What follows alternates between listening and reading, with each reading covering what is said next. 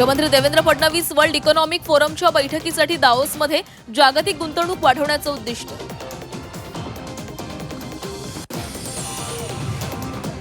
KDMC उल्हासनगरमध्ये महायुतीचाच महापौर बसणार. रवींद्र चव्हाण एकनाथ शिंदेंच्या बैठकीत निर्णय. देवेंद्र फडणवीस एकनाथ शिंदे लवकरच अधिकृत घोषणा करणार. भाजपच्या वरिष्ठ नेत्यांची झी 24 तासला माहिती.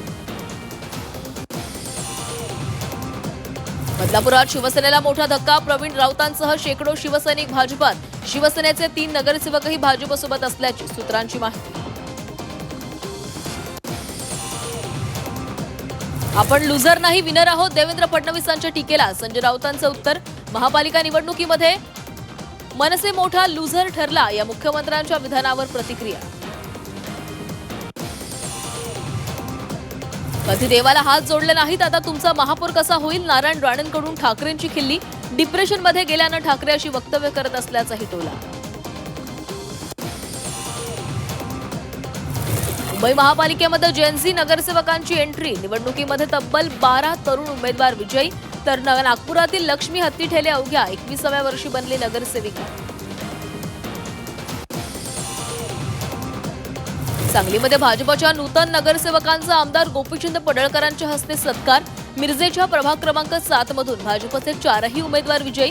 पडळकरांचे कट्टर समर्थक फारुख जमादार यांचाही विजय.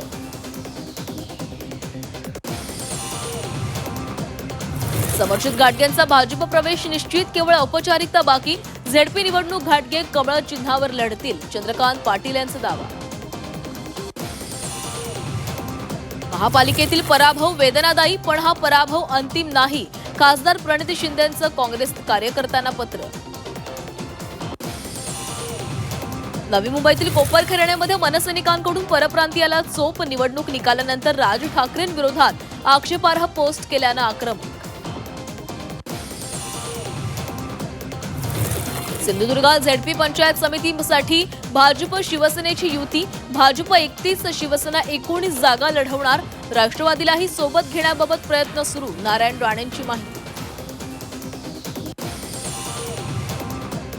मलंगडावरील फ्युनिक्युलर ट्रेन अखेर सुरू.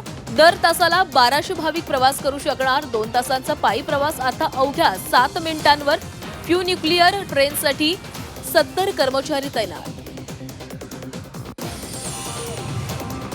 नालासोपारात मध्यरात्री तुफान हाणामारी. तरुणांची नागरिकांसह पोलिसांनाही मारहाण. अलकापुरीत दारू पिऊन तरुणांचा धिंगाणा. अलकापुरीमधील वाईन शॉप बंद करायची मागणी. कल्याणमध्ये हळदी समारंभात जेवण केल्यानं 40 ते 50 जणांना विषबाधा. वधूसह आई वडील आणि बहिणीची प्रकृती गंभीर. कॅटरर्सच्या विरोधामध्ये खडकपाडा पोलीस स्टेशनमध्ये गुन्हा दाखल. हॉटेलमध्ये जेवण करताना प्लेटमध्ये आढळलं झुरळ. लातूरमधील धक्कादायक घटना. हॉटेल चालकावर कारवाई करण्याची मागणी. नाशिकमधील येवलेकरांचा पाणी प्रश्न मिटला. गंगासागर तलावाला पिण्याच्या पाण्याचं रोटेशनची मागणी करण्यात आली.